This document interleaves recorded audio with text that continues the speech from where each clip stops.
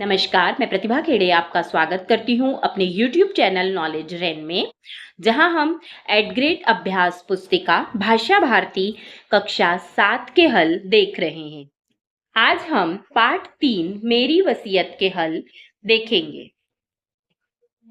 बहुविकल्पीय प्रश्न है। प्रश्न नंबर 1, गंगा में अस्थियों का विसर्जन करने के पीछे नेहरू जी की गंगा के प्रति मान्यता थी।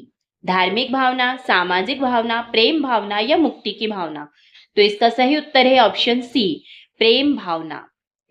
प्रश्न नंबर 2 है, नाकामयाबी शब्द में उपसर्ग है ना, नाकाम, यानी या बी। तो हमें पता है जो उपसर्ग होते हैं वो शब्द के आगे लगाए जाते हैं, तो यहाँ पर उपसर्ग क्या है, ना। तो इसका सही उत्तर होगा ना। अगला है प्रश्न नंबर 3, इलाहाबाद प्रयागराज के पास बहने वाली नदी है। ताप्ती, कावेरी, नर्मदा या गंगा। तो इसका सही उत्तर आएगा गंगा। अगला प्रश्न है, मरने के बाद शव को जलाने की क्रिया है दरख्वास्त, वसीयत या दाह संस्कार या विरासत। तो इसका सही उत्तर है दाह संस्कार, ऑप्शन सी, दाह संस्कार। अगला प्रश्न है, पुराण शब्द में इक प्रत्यय लगाकर बना शब्द है पुराणिक, पौराणिक, इक पुराण या पूर्णिक। तो इसका सही उत्तर है पौराणिक। अगला प्रश्न है, नीचे दिए गए शब्दों में से उचित शब्द चुनकर रिक्त स्थानों की पूर्ति कीजिए। तो छठा है इसका, नेहरू जी ने अपनी अस्थियां इलाहाबाद भेजने की इच्छा व्यक्त की है। हिमालय की चोटियां बर्फ से ढकी हैं। नेहरू जी के अनुसार सुबह के समय को गंगा नदी मुस्कुराती व उछलती दिखाई देती है। भारत एक खोज नामक पुस्तक जॉन किट्स ने लिखी। अनाधिकार शब्द से उपसर्ग हटाकर बनने वाला शब्द अधिकार है, क्योंकि अनाधिकार में अन उपसर्ग लगा है, वो हट जाएगा तो क्या शब्द बन जाएगा, अधिकार। अगला प्रश्न देखिए, अति लघु उत्तरीय प्रश्न, प्रश्न नंबर 11, मेरी वसीयत पाठ के लेखक कौन है? मेरी वसीयत पाठ के लेखक पंडित जवाहरलाल नेहरू हैं। अगला है प्रश्न नंबर 12, कामयाबी शब्द में ना उपसर्ग जोड़कर नाकामयाबी शब्द बना है। इस तरह ना उपसर्ग जोड़कर कोई दो शब्द बनाइए। तो पहला है नास्तिक, दूसरा है नामुमकिन। अगला प्रश्न देखिए, प्रश्न नंबर 13, किसके बदले में कुछ भी दे पाना मुमकिन नहीं है? पाठ के आधार पर बताइए। तो पाठ के आधार पर प्रेम के बदले कुछ भी दे पाना मुमकिन नहीं है। प्रश्न नंबर 14 है, फक्र और दरख्वास्त शब्द का हिंदी रूप बताते हुए वाक्यों में प्रयोग कीजिए। तो फक्र का मतलब होगा गर्व या अभिमान।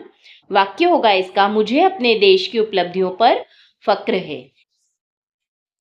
और दरख्वास्त का होगा अनुरोध या आवेदन। तो किसान ने सिंचाई के लिए पानी की दरख्वास्त की। अगला है लघु उत्तरीय प्रश्न, नेहरू जी ने अपनी अस्थियों के विषय में क्या भावना प्रकट की? तो पंडित नेहरू ने इच्छा प्रकट की मृत्यु के बाद उनकी अस्थियों की भस्म को मुट्ठी भर गंगा में डालने तथा शेष हिस्से को भारत के उन खेतों में बिखेर देने की इच्छा की है। अगला है प्रश्न नंबर 16, न और नहीं का प्रयोग करते हुए दो वाक्य बनाकर लिखिए। तो उसने परीक्षा की तैयारी अभी तक नहीं की, ये नहीं वाला वाक्य है। और न के लिए सुरेश न तो बड़वानी गया न ही इंदौर। प्रश्न नंबर 17 देखिए, अपने जिले एवं आसपास की किसी भी नदी पर 3 वाक्य लिखिए। तो हमारे जिले में नर्मदा नदी है, इसका पानी पीने एवं सिंचाई के लिए उपयोग होता है। नर्मदा नदी के किनारे महेश्वर अच्छा पर्यटन स्थल है। इसके बाद प्रश्न नंबर 18 है, नेहरू जी को गंगा नदी से लगाव था। यह पाठ के आधार पर अपने शब्दों में लिखिए। तो नेहरू जी को गंगा नदी से गहरा लगाव था। उन्होंने गंगा को करीब से देखा और उसकी बदलती सुंदरता को अनुभव किया। उनके लिए गंगा भारतीय सभ्यता का प्रतीक थी। अगला प्रश्न है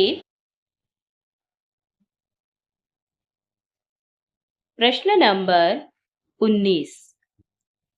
नेहरू जी पुरानी रीति रस्मों की जगह आधुनिक रीतियों के पक्षधर थे, क्यों?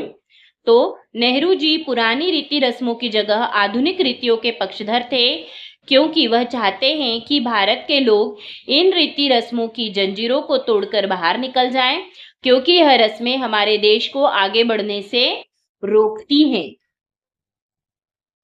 अगला प्रश्न है, किन्हीं दो महापुरुषों के चित्र चस्पाकर उनके बारे में 5-5 वाक्य लिखिए।